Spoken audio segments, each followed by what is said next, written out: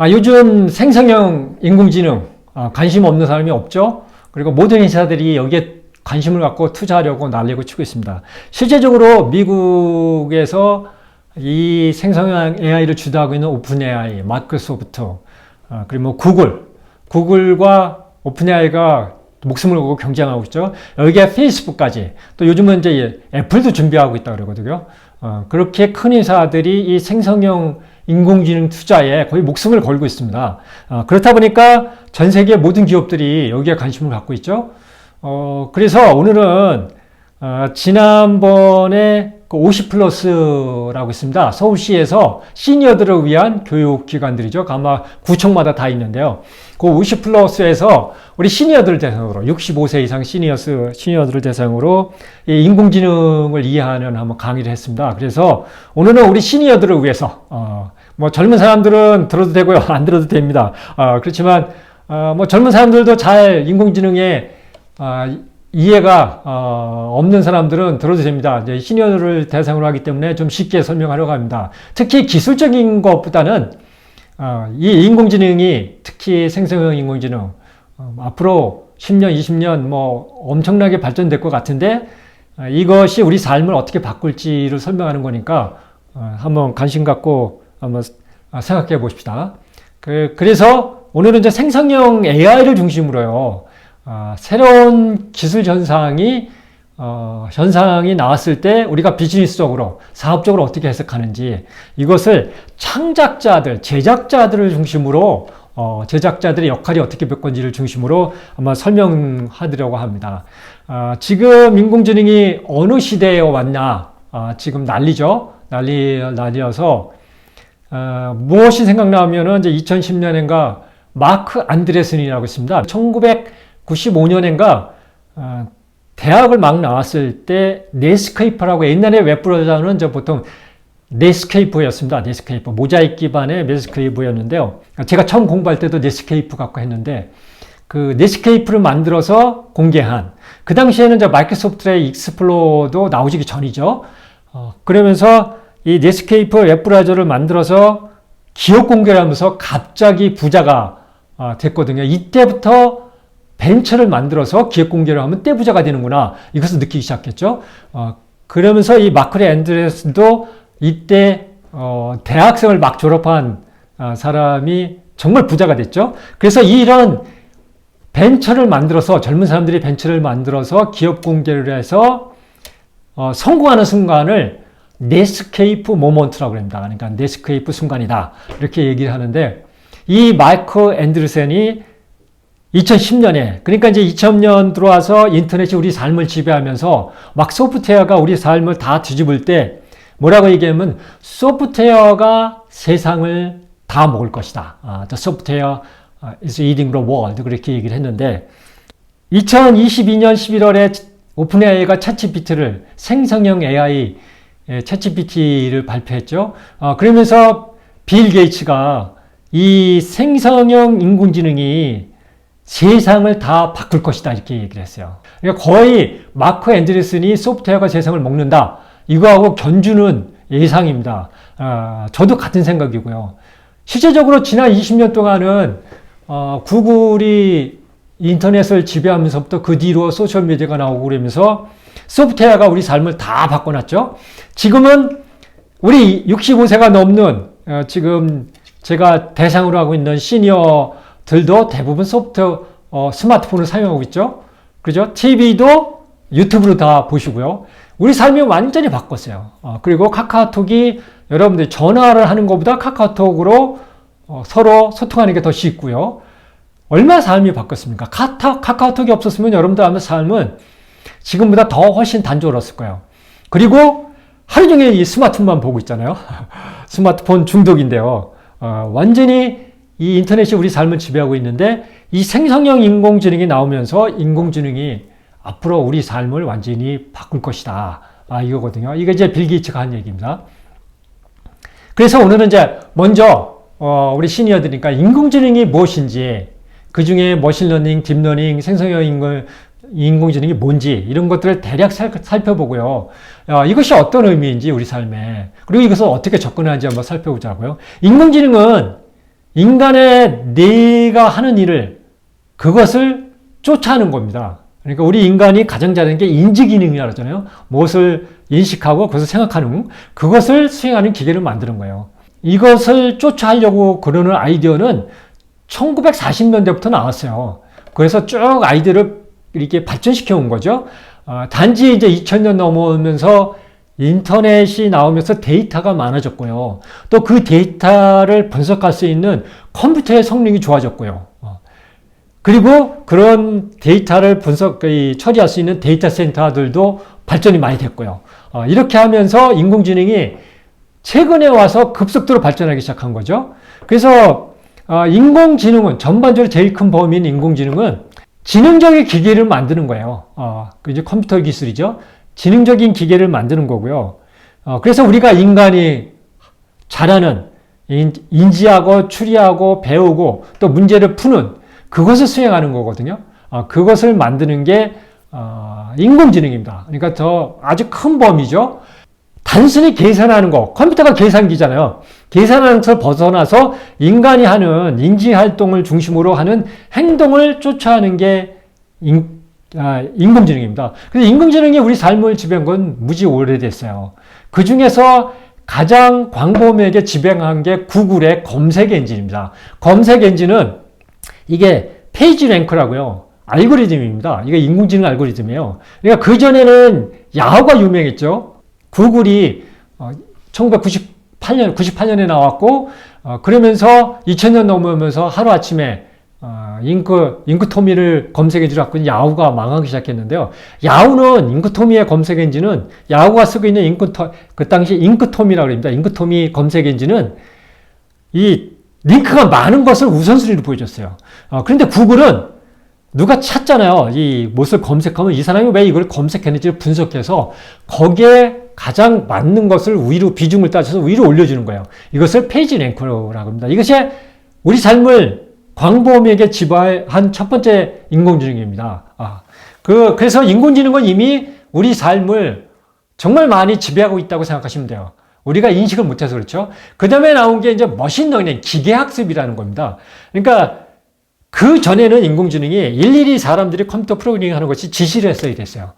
그런데 그렇게 일일이 지시를 안 해도 데이터를 넣고 네가 알아서 돌려. 그러면은 거기서 얘가 하는 일은 패턴 인식이라고 합니다. 패턴 인식. 그러니까 분석, 유형을 이게 인식하는 거거든요. 그래서 유형을, 패턴을 인식해서 거기서 이 예측을 하는 알고리즘을 만드는 거예요. 그래서 머신러닝의 가장 핵심은 여러분들 추천의 알고리즘입니다. 예를 들면 아마존이나 네이버 쇼핑, 쿠팡에서 사면은 그 다음에 광고가 들어오잖아요. 연관된 걸. 내가 네이버에서 뭘 검색을 하면은 쿠팡이나 이런 온라인 사이트에서 그 관련된 추천을 해주잖아요. 이것이 머신러닝에 우리 삶에 가장 많이 영향을 미치는 거예요. 그 다음에 유튜브를 봤을 때 내가 뭘 보면은 비슷한 걸 추천해주고, 넷플릭스에서 추천해주고, 이 추천의 알고리즘이 머신러닝에서 가장 우리 삶을 많이 이렇게 활용되는 그런 기술이죠. 그 다음에 딥러닝. 딥러닝은 머신러닝의 발전형이에요. 근데 딥러닝의 다른 거는 우리 인간의 이 신경망, 뉴런의 상호작용을 거기서 아이디어를 얻어서 발전시킨 거예요. 그래서 신경망 인공지능이라고 그래요. 그래서 더 복잡한 데이터를 분석하고 또 정교한 예측을 하는 거거든요. 머신러닝에서는 이 복잡한 데이터를 분석이 어려웠어요. 예를 들면 검색 엔진에서 검색과 아니면은 유튜브의 시청 패턴 이런 것들 섞어서 분석하기가 어려웠거든요. 예를 들면 검색만 분석하거나 유튜브의 시청 행태만 하거나 아니면 아마존의 구매 행태만 하거나 이렇게 분석을 했는데 딥러닝에서는 이 세 개를 다 섞어서 분석이 가능한 거예요. 그러니까 더 정교해졌죠. 이것이 가능한 거는 레이어라는 개념이에요. 그러니까 여러분들이 이 소프트웨어 세상, 인공지능 세상은 레이어는 층이잖아요. 층이라는 개념이 중요하다. 사실은 이 양자 컴퓨팅이라는 것도 들어보셨을 거예요. 양자 컴퓨팅은 뭐냐면은 기존에 우리 지금 컴퓨팅은 0과 1로 이루어지는 비트라 그러잖아요. 0과 1 두 개로 다 이루어지는데 이 양자 컴퓨팅은 0과 1로 이루어지지만 이게 레이어 개념이에요. 레이어를 여러 개 쌓는 거예요. 층을. 그러니까 층을 여러 개 쌓으니까 이렇게 바꿨다 저렇게 바꿨다 마음대로 되거든요. 그래서 이 우리 인간이 이 조그만 용량에도 그 엄청난 지능 활동할 수 있는 거는 이 슈퍼컴퓨터입니다. 이 레이어 개념으로 뉴런들이 여러 가지가 예를 들면 기억을 담당하는데 행동을 담당하는데 움직임을 담당하는데 이런 레이어들이 서로 왔다 갔다 하면서 언제든지 바꿀 수 있거든요. 그래서 딥러닝은 이 인간의 신경망에 이 레이어 개념을 도입해서 레이어들을 여러 개 바꿀 수가 있어요. 그래서 딥러닝은 신경망 네트워크다. 이렇게 돼 있어요. 정말 크죠. 아무 회사나 못합니다. 돈 정말 많이 들어가는 정말 대규모 데이터 센터가 있어야 되고요. 그걸 분석할 수 있는 슈퍼컴퓨터가 있어야 되고, 이 딥러닝이 2000년대 10년 넘어오면서 급속도로 발전하면서요. 이것을 발전시킨 3대 거두가 있죠. 그래서 인공지능의 대부라고 그러는데요. 제프리 힌튼, 토론토 대학 교수이면서 구글하고 주로 일을 했죠. 제프리 힌튼 교수. 그 다음에 이제 조슈아 벤지오, 얀 르쿤, 이런 회사. 이 사람은 페이스북하고 일하고요. 이 사람은 마이크로소프트도 일하고 이렇게 해서 이 세 사람이 기여를 제일 많이 했습니다. 그러면서 이 결과물을 우리한테 제일 먼저 보여준 게 알파고입니다. 알파고가 이세돌을 이기면서 우리한테 이 알파고라는 인공지능을, 이게 이제 보통 일반 인공지능 알고리즘이라는데요. 그전에는 특수 분야, 너는 판매하는 데만 데이터를 이용해 그랬는데, 이 알파고는 바둑도 두지만 그거 갖고 딴 데도 응용이 가능한 거예요. 그것을 처음으로 선보였죠. 이것이 이제 패턴 인식이에요. 복잡한 거. 바둑이 복잡하잖아요. 그런데 예전처럼 일일이 바둑을 요 경우에는 우리 정석책 보듯이요. 요 경우에는 이렇게 두는 거다. 이렇게 일일이 데이터를 입력하면요. 100년이 걸려도 사람을 못 이깁니다. 그런데 알파고끼리 둘이 계속 바둑을 두면서 뭐 10,000판이든 뭐 100,000판이든 계속 두면서 이 패턴을 인식한 거예요. 유형을. 그러니까 우리 인간은 잠도 자고 먹고 자고 이러니까 하루에 뭐 몇십 판밖에 못 둡니다. 근데 하루에도 뭐 10,000판씩 두고 그러면서 그것이 이제 이 컴퓨터의 장점이죠. 그러면서 패턴을 인식하면서 이 딥러닝의 가능성을 보여준 거죠. 그래서 딥러닝이 나오면서부터 인공지능이 우리의 영역을 뛰어넘기 시작했어요. 특히 비디오 인식, 그림 인식.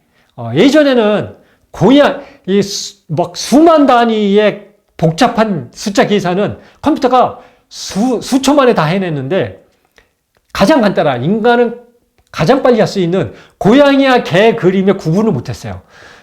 그런데 이게 딥러닝이 발전되면서 이 그림을 계속 주는 거예요. 막 수만 장, 수억 장을 주는 거예요. 고양이 그림, 개 그림을. 그래서 이게 틀렸어, 맞았어, 틀렸어, 맞았어. 그러면서 계속 업그레이드, 피드백을 주면서 자기들이 그것을 수정해 가는 거예요. 알고리즘으로. 어떻게 수정했는지를 알 수가 없어요. 그러면서 하나씩 맞춰가기 시작해요. 그러면서 딥러닝을 보면서 인공지능은 뭐라고 인식하면 되냐면 확률이라고 보시면 돼요. 그래서 인공지능은 100점짜리가 없어요. 100점짜리가 없고 몇 퍼센트 맞았느냐, 그것을 계속 맞춰가는 거예요. 30% 맞췄다가 40% 맞췄다가 50% 맞췄다가, 이것이 이제 딥러닝의 알파고 이후로 이 이미지 인식, 그림 인식에서도 우리 인간의 영역을 넘어서기 시작한 거예요. 그러면서 이제 2022년 11월 말에 오픈 AI가 챗GPT를 발표했죠. 이 오픈 AI가 2015년에 생성됐으니까 그때부터 생성형 인공지능은 연구가 많이 됐습니다. 그런데 이제 2022년에 챗GPT를 발표하면서 이 생성형 AI가 우리 온 인류의 제일 핫한 뉴스가 됐죠. 생성형 AI는 딥러닝의 발전형입니다. 단지 언어에 집착한 거예요. 그러니까 이 컴퓨터에서는 자연 언어라고 그래요. 그래서 자연 언어 처리 과정, 그러니까 Natural Language Processing, NLP라고 그러거든요. 그러니까 컴퓨터의 언어는 이게 프로그래밍이잖아요. 그러니까 코딩으로 암호화해서 하잖아요. 근데 우리 인간의 언어를 이해를 못한 거예요. 그래서 구글부터 시작해서 우리 인간의 언어를 이해하기 위해서 노력을 많이 했죠. 그 인공지능이 쌓이면서 이 생성형 인공지능이 나온 거예요. 이 생성형 인공지능이 그 전에 우리의 언어를 이해하고 문자를 이해해서 번역한 거와 다른 것은, 이것은 대규모로 이루어진다는 거예요. 그러니까 우리 인간을 쫓아오기 위해서 우리는 책을 1년에 정말 다독하는 사람이 1년에 100권을 읽기 어렵잖아요. 그런데 인공지능은 뭐 10,000권, 100,000권, 100만 권을 읽는 거예요. 읽어서 거기서 패턴을 인식하는 거예요. 우리 언어에. 그래서 우리가 언어하는 걸 배우기 시작했어요. 그걸 쫓아해서. 그래서 생성형 인공지능은 우리가 생각하는 것처럼 창의해서 만들어내는 게 아니에요. 인터넷을 뒤져서 우리 언어의 패턴을 인식해서 거기서 유추해서 만들어내는 거예요. 이것을 염두에 둬요. 그러니까 이건 다 과거형이에요. 그래서 어쨌든 이게 수만 가지, 수만 권의, 수억 권의 글들을 읽고 언어를 배우고 그러는 거기 때문에 일단 돈이 많이 들어가요. 그리고 슈퍼컴퓨터를 만들어야 돼요. 그래서 대형 신경망 컴퓨터라고 그러거든요. 이걸 보통 이제 매개 변수라고 그러는데요. 파라미터라고 그러는데 이게 뭐 수조 개의 매개 변수를 썼다 이렇게 얘기하거든요. 그만큼 많이 써야 돼요. 그러니까 아무 예산을 할 수가 없습니다.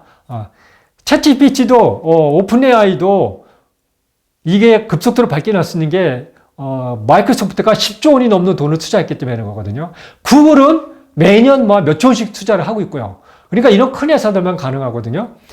그래서 전 세계에 있는 모든 인터넷을 뒤지고요. 도서관에 있는 자료도 다 뒤지고 이러면서 그림도 마찬가지죠. 그림도 있는 그림 다. 비디오도 있는 비디오. 그러니까 구글이 유리하죠. 유튜브에 있는 비디오를 다 분석하니까 그걸 통해서 우리 인간들이 하는 언어 생활 그걸로 기본으로 하는 추상적인 작업들을 하게 된 거예요. 추상적인 패턴을. 그래서 문자도 만들어내고요. 오디오도 만들어내고 사진, 이미지도 만들고 비디오도 만들고요. 이런 것들을 데이터를 해석해서 우리가 원하는 것을 만들어주는 거죠. 우리가 요구하는 것을 이해하고 거기에 맞게 인터넷을 뒤져서 거기에서 맞게 만들어주는 게 생성형 AI예요. 그래서 지금 생성형 AI가 핫한데요. 제가 강의했던 50플러스에서도 이 생성형 AI 과정을 어떻게 이 프롬프트 지시를 하고 또 어떻게 활용해서 만들어내는지 이걸 교육들을 많이 하더라고요. 그래서 관심을 갖고 많이들 보더라고요. 그런데 이런 기술이 나왔을 때 너무 많이 나오잖아요. 1년에도 수십 가지. 이 생성형 인공지능만 해도요. 조금 이따 살펴보지만 끊임없이 나오고 있습니다. 각 회사들이 정말 업그레이드 버전을 많이 쏟아내고 있거든요. 그럼 우리는 어떻게 맞출 건가 이거예요.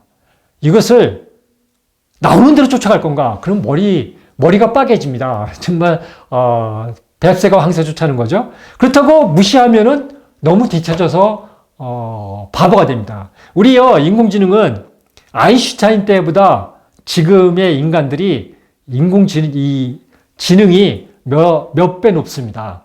그만큼 기술의 도움을 받아서 그렇거든요. 그런데 내가 기술을 도입 안 하고 가만히 있으면 나는 바보가 되는 거예요. 딴 사람들이 올라가니까.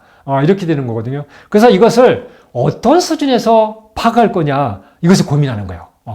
그래서, 이게 내가 어느 정도 쫓아가고 방향을 어떻게 설정할 건지는, 오늘 얘기하는 이 방향성을 제대로 갖고 있어야, 우리가 올바른 방향으로 갈 수 있어요. 그래서, 제가 누차 얘기하지만, 트렌드를 쫓아가면 안 돼요. 트렌드는 수도 없이 나왔다 죽고 그래요. 트렌드는 일시적인 유행이에요.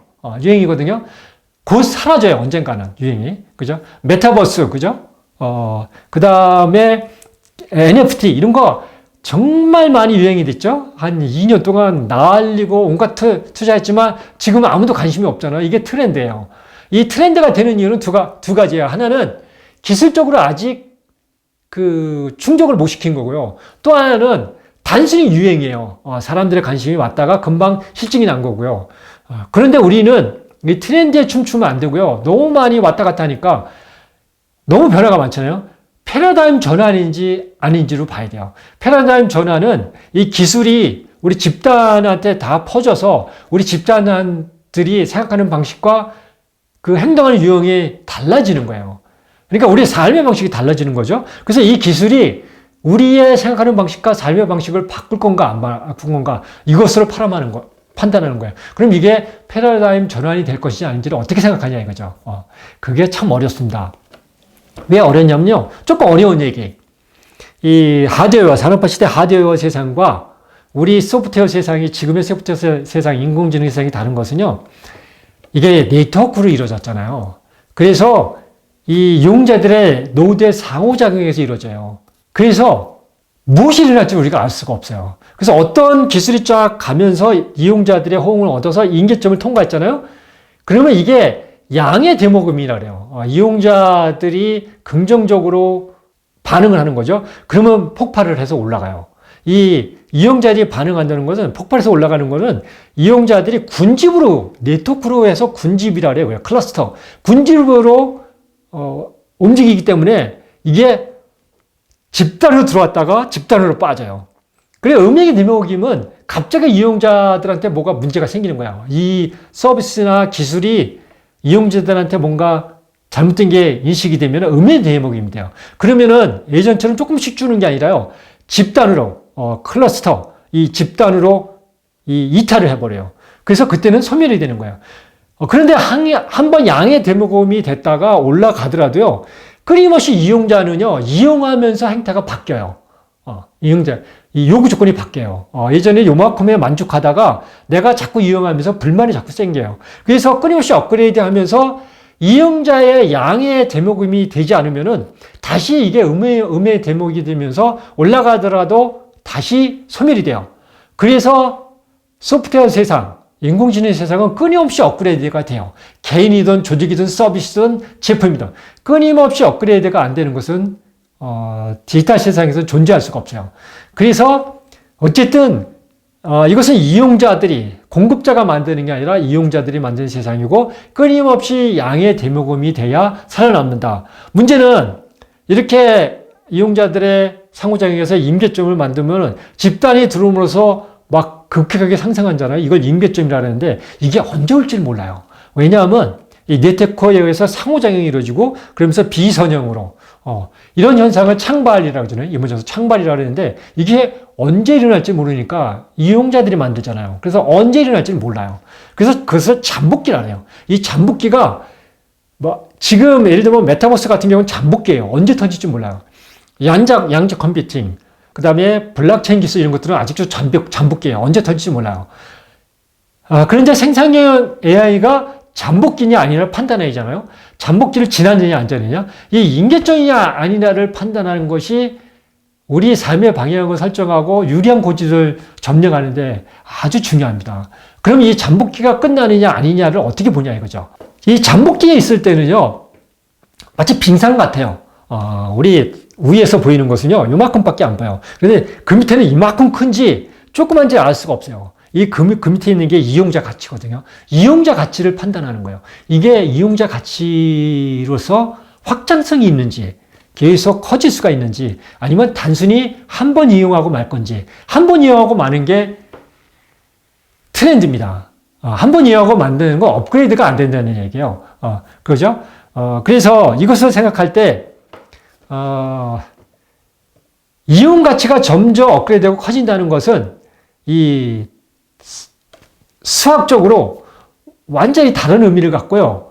그것이 어떻게 우리 삶에 영향을 미치는지 한번 살펴보자고요. 수학적으로 멱함수 분포라고 합니다. 그러니까 정식 명칭은 척도 없는 그래프라고 하는데, 척도는 어떤 기준점이잖아요. 자로 재는 거니까 기준점이 없다는 것을 멱함수 분포라고 해서 이렇게 역시를 그립니다. 산업화 시대는 척도가 있죠. 그래서 한국인의 평균 남성 키 그러면 174.9. 그래서 그 한 점이 척도 기준점이 있습니다. 그래서 그것이 낮은 것, 그리고 그거보다 큰 것. 그래서 끝도 있죠. 90cm부터 이하인 사람은 없다.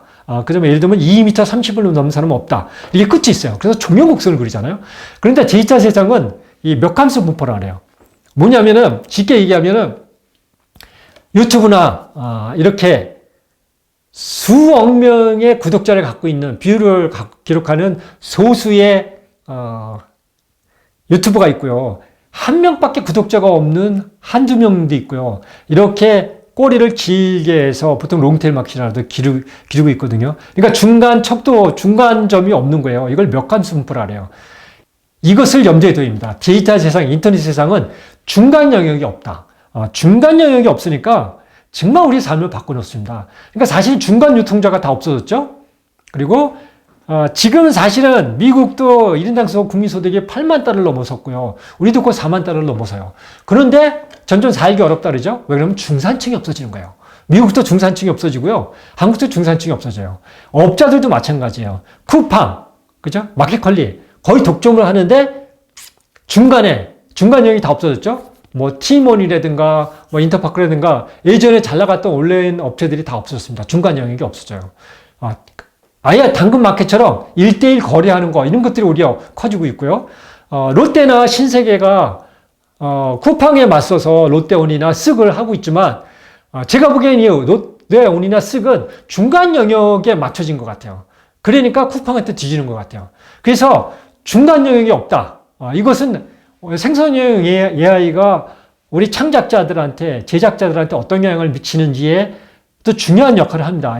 그래서 일단 인공지능 시대, 소프트웨어 세상은 중간 영역이 존재하기 어렵다. 이것을 염두에 두고요. 그것은 몇 함수 분포 때문에 그렇다. 이것을 염두에 두고 다음 살펴보자고요. 실제적으로 중간 영역은 제가 미디어 산업에 있었으니까요. 이런 그래프를 그립니다. 케이블 방송 시청률 몇 개만 먹습니다. 그리고 프로그램 VOD 판매 순위, 넷플릭스나 뭐 유튜브 이런 데서 판매하는 VOD 순위는 그것도 몇 개가 먹습니다. 역시의 그래프를 그리죠. 다 똑같죠. 영화 관객 순위 이런 것도 이렇게 역시 이게 다 그래프가 비슷하죠. 중간 영역이 없어지는 거예요. 그러니까 우리가 차라리 끝에 몇 개로 특별하거나 아니면 히트 상품으로 가거나 그거예요.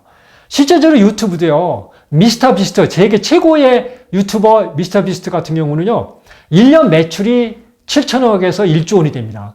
그렇지만 매출이 없는 구독자가 1000명이 안 되는 사람이 99%예요. 이렇게 중간 영역이 없습니다.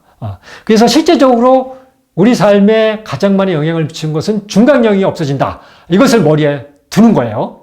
그 다음에 이제 새로운 기술을 나왔을 때 이것이 이 시장에 안착하고 우리 삶을 지배할 정도로 커지는 구글이나 유튜브나 마이크로소프트나 아니면 아마존이나 쿠팡 이렇게 커지는 조건이 있습니다. 4가지 조건이. 그것이 이제 기술 가치, 사용 가치, 금융 가치, 신뢰 가치라고 합니다. 근데 우리는 이제 기술 가치에만 집중이 돼요. 이게 기술로 이게 돼. 그래서 집중하는데 사실은 기술 가치가 먼저 나왔으면 사용 가치가 있어야 되고요. 이 사용 가치가 되면은 거기에 돈을 투자해서 이것을 발전시킬 수 있는 금융 가치가 있어야 돼요. 그 다음에 마지막에 신뢰 가치입니다. 이 신뢰 가치까지 확보를 해야 이 플랫폼이 시장에서 안착을 하게 됩니다. 그죠? 그래서 예를 들면 구글을 예를 들면은 맨 처음에 검색 엔진이 나오면서 이 페이지랭크라는 인공지능 검색 기능이 야후가 쓴 인크토미보다 훨씬 기술 가치가 높다는 게 증명이 됐죠. 그 다음에 이 웹브라우저가 커지고 인터넷이 확산되면서 이 검색이 이제 우리가 도서관이나 이런 지식 활동에서 대체하는 이 확장성을 무지 늘려지는 사용 가치를 늘려준 거예요. 사용 가치를 갖고 있었던 거예요. 그러다 보니까 투자가 이루어졌죠. 여기저기서 투자가 이루어지고요. 그 다음에 이제 마지막 우리가 여기에 약한데요. 신뢰 가치. 계속 지속적으로 확장하는 것에서는 신뢰 가치가 무지 중요해요. 그래서 구글은요. 이 신뢰 가치를 확보하기 위해서 정말 엄청난 돈을 쓰고 있고요. 지금도 쓰고 있습니다.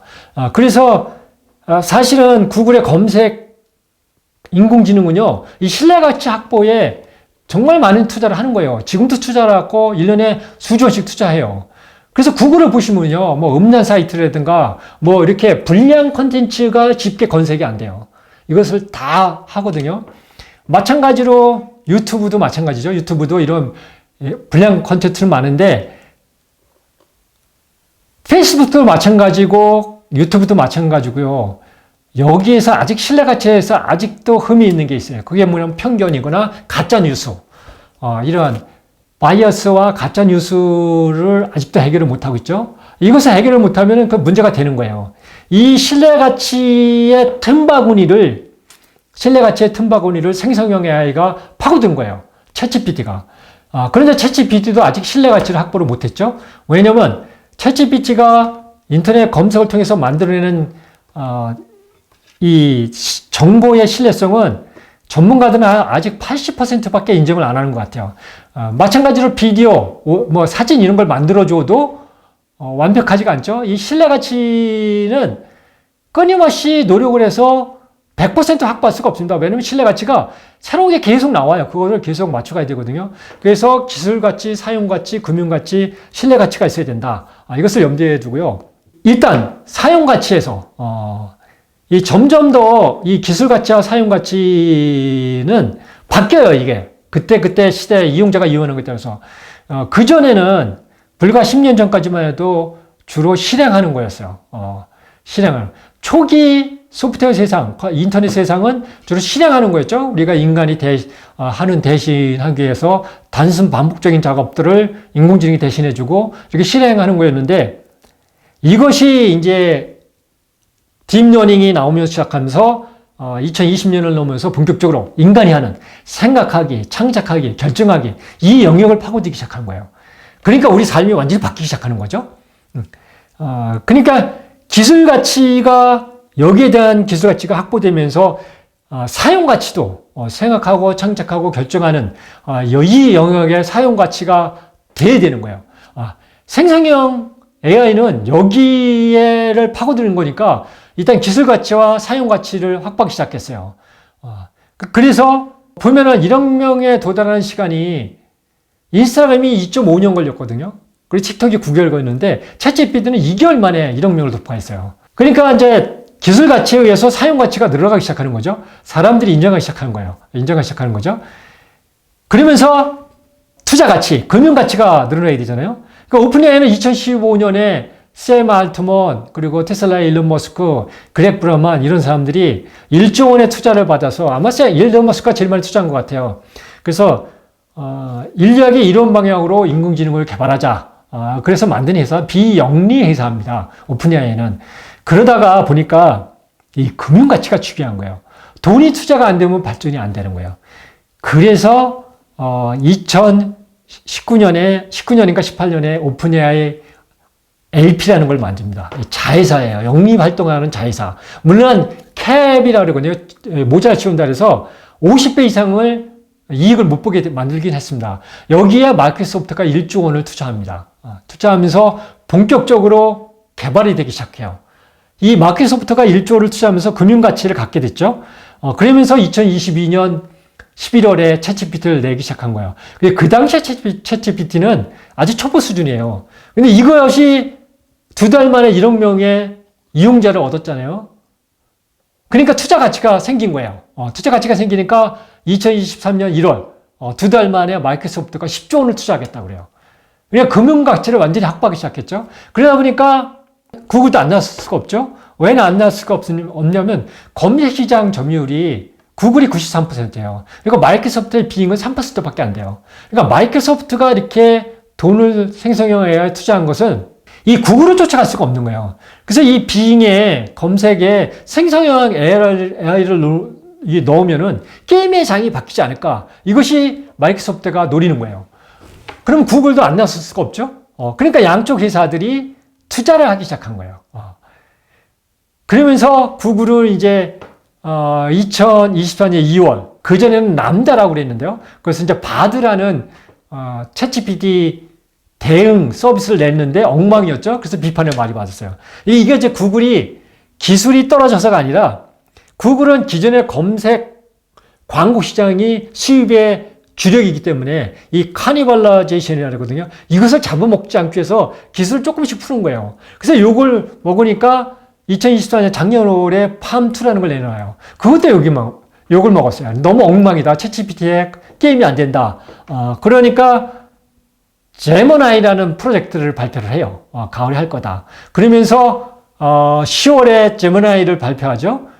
그리고 올 2월에 제머나이 울트라는 것을 발표합니다. 그러면서 이 알파벳, 구글의 모회사 알파벳의 AI 투자는요, 이 검색 엔진뿐만 아니라 인공지능의 투자는 1년에 보통 한 30조에서 100조까지 투자한다고 돼 있어요. 그러니까 구글의 대부분의 투자는 인공지능의 투자예요. 이렇게 돈이, 금융 가치가 생성형 인공지능에 막 몰리기 시작한 거예요. 그러면서 이제 여기에 오픈AI와 구글이 경쟁이 붙으면서 오픈AI는 작년에 챗GPT-4를 발표했고요. 그리고 챗GPT 플러스를 발표하고 지난 5월에 챗GPT-4 옴니라는 걸 발표하죠. 옴니는 뭐냐면요, 이것저것 다 한다는 거예요. 그러니까 언어도 만들어내고요, 글도 만들어내고, 비디오도 만들어내고, 뭐 하여튼 우리가 인간의 언어로 할 수 있는 모든 활동을 다 만들어낸다 그래서 챗GPT-4 옴니를 발표하고요. 그리고 엔스로픽이라는 오픈AI 다음으로 큰 이 인공지능 개발 자회사고 시상의 회사거든요. 여기서는 클라우드 3 오퍼스라는 것을 발표했고요. 지난 3월에. 그래서 이것을 아마존 웹 서비스 AWS에서 사용하기로 했고요. 그 다음에 페이스북, 페이스북은 람다라는 걸 발표하는데, 페이스북은 이제 노선을 다르게 잡았습니다. 그래서 오픈소스로 한다. 그래서 아마 오픈소스 생태계를 만들려고 그러는 것 같아요. 그래서 4월 달에 람다3를 발표했고요. 이렇게 금융투자 가치가 점점 늘어나고 있는 거예요. 그래서 돈들이 막 몰리고 있어요. 그래서 작년에만 파운데이션 모델이라고 해요. 그러니까 이 기본 모델, 자기들만의 독특한 기본 모델을 만들고 다른 회사들은 이걸 갖다 쓰는 거예요. 마치 구글의 안드로이드나 애플의 iOS하고 똑같은 거예요. 그것이 작년에 149개나 출시가 됐어요. 정말 많은 회사들이 기본 모델을 만들었죠. 그래서 이 생성형 인공지능의 사용 가치를 우리 삶과 관련해서 한번 파악하는 거예요. 사용 가치. 이런 기술들이 이렇게 나왔을 때 우리가 사용 가치를 우리 입장에서 정확히 파악을 해야 우리가 대응이 가능하거든요. 그래서 기술 가치와 사용 가치를 어느 정도 인정하고 금융 가치, 투자가 이루어졌거든요. 그래서 생성형 인공지능의 사용 가치는 어떻게 파악할 건가, 우리가. 첫 번째는 생산성 상승입니다. 생산성. 산업혁명이 특징이 그 이전 2000년 역사보다 생산성을 몇십 배 향상시킨 비약적인 상승으로 우리 삶을 바꿔놨거든요. 근데 디지털 혁명은 그거보다 수백 배 더 많은 생산성 증가를 가져왔습니다. 그러니까 이게 비선형이잖아요. 그러니까 2의 제곱, 2의 n승으로 이루어지기 때문에 대각선을 그리면서 생산성을 그래요. 그래서 모든 기술은 생산성 증가를 가져오지 않으면은 계속 확장성을 가질 수가 없어요. 그래서 실리콘밸리에서 유명한 게 있죠. Doing more with less. 더 적은 것을 더 많이 하기.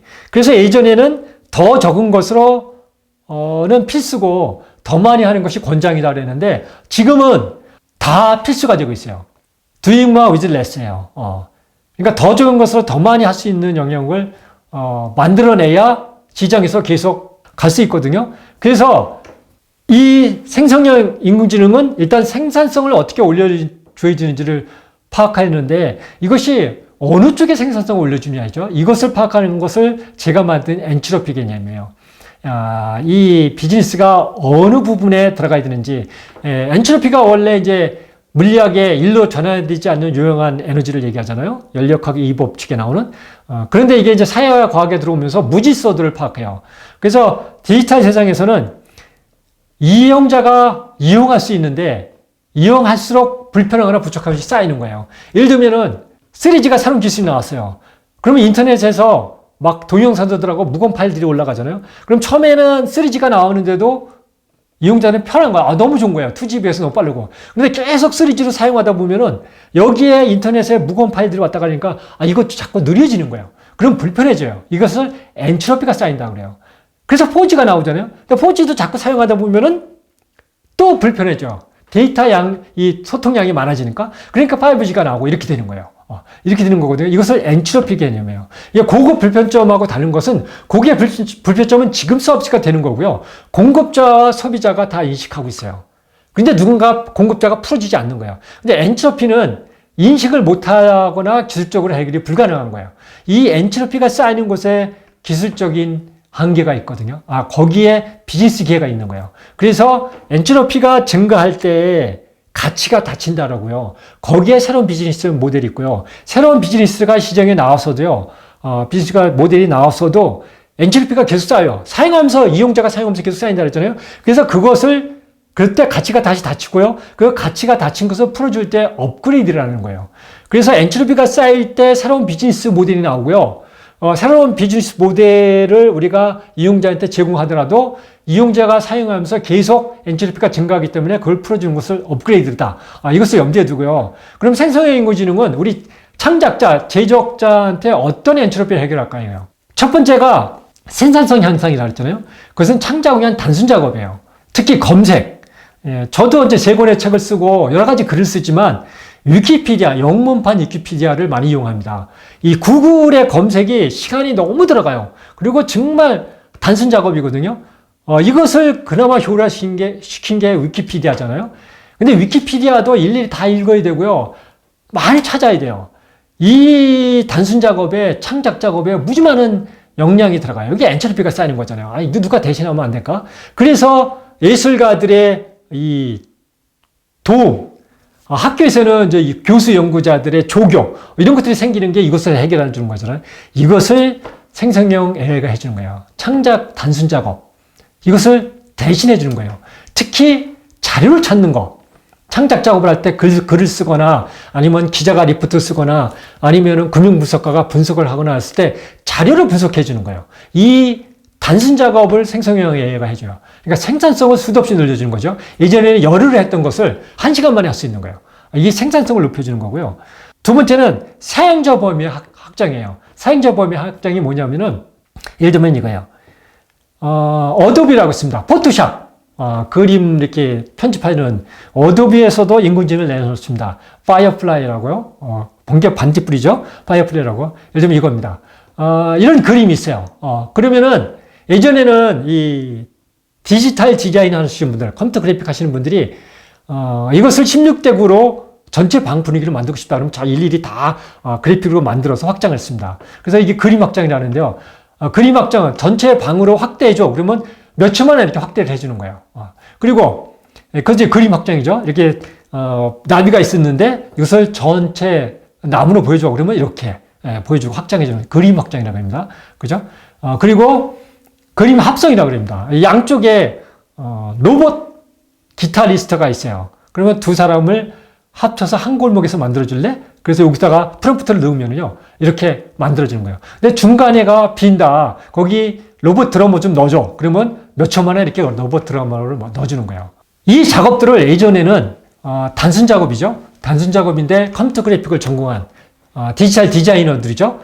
디자이너들이 밤새 작업을 해서 만들었습니다. 왜? 저희 미디어 산업에서도 이 디지털 CG라 그러거든요. 컴퓨터 그래픽 하시는 분들이 이것을 우리 연출자들이 의뢰를 하면은 이걸 밤새 작업하고 그랬거든요. 이걸 몇 초 만에 하는 거예요. 그러니까 단순 작업, 창작 활동에 필요한 단순 작업을 대신해 주는 거죠.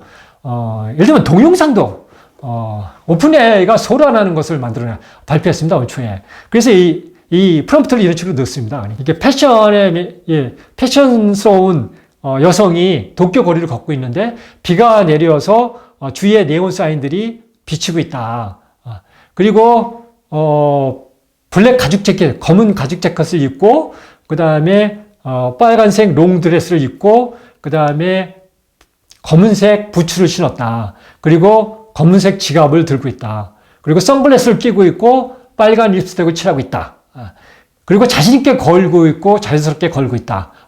그리고 거리는 이 도로는 젖어 있고 주위에 네온 사인들을 비추고 있다. 그래서 그 네온 사인이 비치는 그 거울 현상을 효과로 써달라. 컬러풀하게. 그리고 주위에는 많은 보행자들이 걸어가고 있다.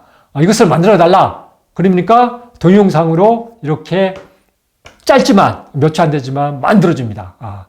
그러니까 이렇게 걸어가는 거 어떻게 보면 잘 몰라요. 자세히 보면은 좀 이상한 게가 있지만 우리가 가서 일일이 도쿄에 가서 저렇게 촬영을 해야 되는데 저렇게 순식간에 만들어주는 거예요. 뭔가 걷는 게 좀 이상하죠? 그리고 클로즈업도 만들어줍니다. 클로즈업도 만들어서 디테일하게 뭐 중계부터 시작해서 이런 것도 다 표현을 해주고 있거든요. 그러니까 이것들을 예전에는 이 자료가 필요하다면 어디서 뒤져야 돼요. 쓰거나 아니면은 조연출을 시켜서 가서 여기서 촬영해 와. 그래서 그렇게 편집해서 만들어. 이랬는데 지금은 소라한테 부탁을 하면 몇 초 만에 만들어주는 거예요. 그래서 마음에 안 들면 고치라고 그러면 고쳐주기도 하고요. 아직은 이건 이제 일반인한테 공개가 안 됐지만 오픈 AI가 공개한 동영상입니다. 이렇게 만들어진다. 이 그래픽 같은 경우는 아주 정교하게 만듭니다. 그래픽은 헐리우드에 픽사르라는 애니메이션 영화가 있거든요. 마블 영화, 픽사르 영화는 다 여기서 만들어요. 만드는데 이 픽사르가 그런 마블 애니메이션을 만들려고 그러면요, 몇 조 원씩 제작비가 들어가요. 그런데 이제 그 노블럭스라는 게임 회사가 게임들이 3D 애니메이션 쓰잖아요. 그거보다 10분의 1, 20분의 1밖에 제작비가 안 드는 3D 기술을 개발한 거예요.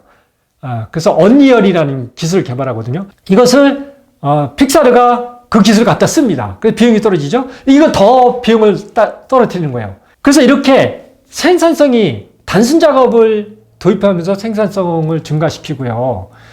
그리고 이렇게 말 몇 마디로 지시를 하면은 이렇게 창작 작업을 해주잖아요. 그래서 이게 생산성을 늘려주는 거고요. 창작자들한테 단순 작업을 대신해주면서. 또 하나는 뭐예요? 사용자 범위를 확대해준다는 거죠. 이거는 뭐냐면요, 일반인도 얼마든지 창작 작업을 한다는 거예요. 이것이 중간 영역이 없어지는 거예요. 예전에는 그 작업만 그려주기만 하는 전공자들이, 예술가들이 먹고 살 자리가 많은데 이 사람들의 영역이 없어진 거예요. 저희들 PD로 따지면요, 예전에는 저희들만 비디오를 만들었잖아요. 근데 유튜브가 만들면서 유튜버들이 많이 생긴 거예요. 그러면서 이 나연서 PD처럼 아주 인기 있는 프로그램을 만드는 PD, 그 다음에 평범한 PD들은 유튜브에서 만드는 유튜버들이나 거의 비슷해지는 거예요. 그래서 중간 영역의 평범한 PD들인 중간 영역이 없어지는 거예요. 화가, 음악가 다 똑같습니다. 일반인들도 인공지능의 도움을 받아서 그 정도 수준의 작품을 만들기 때문에 이 창작자의 중간 실력자들이 다 갈 자리가 없어지는 거예요. 이 두 가지. 이 창작 작업의 생산성이 향상되고, 또 하나는 이 창작자들의 중간 직업이 없어진다. 이것을 염두에 두고요. 이러한 인공지능 시대의 창작자, 제작자들의 역할은 뭐냐 이거죠. 이것이 이제 플랫폼을 보면요, 예전에는 아이디어를 내서 제작하고 마케팅하고 유통하고 수익화하고 소비하고 이것이 다 따로져 있었어요. 그리고 창작자가 있고 제작자가 있고 배급자가 있죠. 그것이 소비자한테 연결되죠. 그리고 각 영역마다 업자들이 따로 있죠. 따로 있는데 지금은 아이디어를 내서 제작하면요, 창작자와 소비자가 같이 연결되는 거예요. 그러니까 중간 영역이 없어지는 거죠. 그래서 중간 영역 KBS, MBC도 어려워지는 게 그거거든요. KBS, MBC가 창작자 역할이 줄어들고 중간 영역만 남아 있었는데 이 부분이 무너지고 있는 거죠. 그래서 시장은 분절화, 이 유통 영역이 많아지다 보니까 소비자들이, 이용자들이 이게 퍼져 있는 거예요. 그리고 창작자와 이용자가 직거래를 하게 되죠. 그러니까 중간 거래상들이 없어지고 공급자와 이용자가 직거래를 하는 세상이 됐고요. 그리고 집중화가 되는 거예요. 이 공급자와 이용자들이 모이기 좋은 플랫폼에 집중되는 거예요. 쿠팡이나 이런 데 집중되고요. 그리고 가상화가 이루어지는 거죠. 그래서 온라인과 이 가상과 현재가 엇갈리죠. 그래서 여러분들이 유튜브를 보고 하루 종일 생활을 하고요, 소셜미디어 이런 이미 이 영역에서 모든 창작 활동과 거래 활동을 하잖아요. 이 가상화가 점점 더 예를 들면은 메타버스가 되면은 더 심화되죠. 이렇게 분절화, 직거래, 집중화, 가상화가 이루어지는 세상에서 창작자가 어떻게 했냐 이거죠. 그래서 창작자의 개념을 바꿔줘야 되는 거예요. 창작자는 만드는 사람이 아니라요, 코디네이터 역할을 하는 거예요. 그래서 창작, 혁신의 의미가 바뀌는 거예요. 크리에이터의 의미가. 그래서 예전에는 크리에이터는 새로운 걸 만드는 거잖아요. 근데 유튜버를 뭐라 그래요? 크리에이터라고 그러잖아요. 지금 디지털 시대, 온라인 시대에는 크리에이터가 뭐냐면은 새로운 경험을 주는 거예요. 그래서 공감을 이뤄주는 거예요. 그러니까 새로운 걸 만드는 거 아닌 건 상관없어요. 남이 만든 거로 갖다가 새로운 경험을 주는 거면 돼요. 이러면 똑같은 내용을 유튜브로 하면요, 유재석이가 유튜브 하는 거하고요, 똑같은 내용을 강원동이가 하는 거하고 경험이 달라요. 시청자한테 주는 경험이. 그래서 이 데이터 시대, 인공지능 시대는 새로운 경험을 주는 것이 중요하다. 그래서 창작자, 제작자는 예전처럼 새로운 것을 만들어내는 것이 중요한 것이 아니라 이것저것을 다, 어떤 제품이든지 어떤 서비스든지 다 갖다가 시청자한테 어떤 새로운 경험을 줄 것인지를 고민하는 것이 더 중요한 시대가 됐다 이런 거죠. 그래서 이런 생성형 AI는 내가 이용자한테 새로운 경험을 주는데 이용을 하는 거예요. 그렇게 이용을 하는 거거든요. 그러니까 뭐 특허권, 지적재산권 이것이 없어지는 세상이 돼요. 그래서 어쨌든 새로운 경험을 주는 것이 창작 활동이다.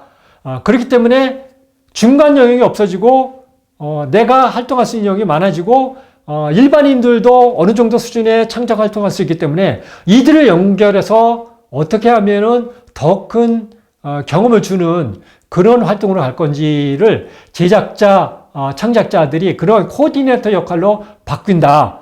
그래서 혁신은 새로우면서 매우 동창적으로 공감이 되는 경험을 제품이 아니라 서비스가 아니라 경험을 제공하는 것이다. 이것을 머리에 두면 돼요. 그래서 이것을 쉽게 설명하면 예를 들면요. 기업도요. 애플은 설계자입니다. 설계가 중요한 거죠. 그러니까 창작자가 설계를 하는 거예요. 코닝은 유리를 만드는 거야. 인벤터고요. 그 다음에 텍사스 인스트루먼트는 이 모바일 칩을 만드는 거예요. 거기 생산자예요. 그리고 잘하는 폭스컷은 조립자예요. 엔비디아가 시총 2위가 됐죠. 애플을 추가해서 엔비디아가 그래픽 카드를 만들면서 여기는 설계자예요. 삼성전자나 TSMC, 대만의 TSMC처럼 이 만드는 데가 아니에요. 엔비디아는 자기들이 설계해서 그것을 생산을 맡기는 거거든요. 설계자가 더 중요한 세상이에요. 그래서 창작자도 제작자도 새로운 것을 만드는 게 아니라 설계를 하는 거예요. 어떻게 이렇게 많은 창작자가 많은 세상에서 또 창작하기 쉬운 세상에서 이것들을 조합을 해서 새로운 경험을 설계할 건가. 이렇게 설계의 세상으로 바뀐다. 그래서 오늘은 생성형 AI를 중심으로 인공지능이 어떻게 우리의 삶을 바꿀 것인지 우리 시니어들이 이해하기 쉽게 설명했는데 어떻게 이해하기가 쉬울지 모르겠습니다. 하여튼 어려운 분야지만 자주 이런 이야기를 할 테니까 관심을 가지면은 아마 이해를 하고 우리의 삶의 방향을 설정하는데 아마 도움이 될 것입니다.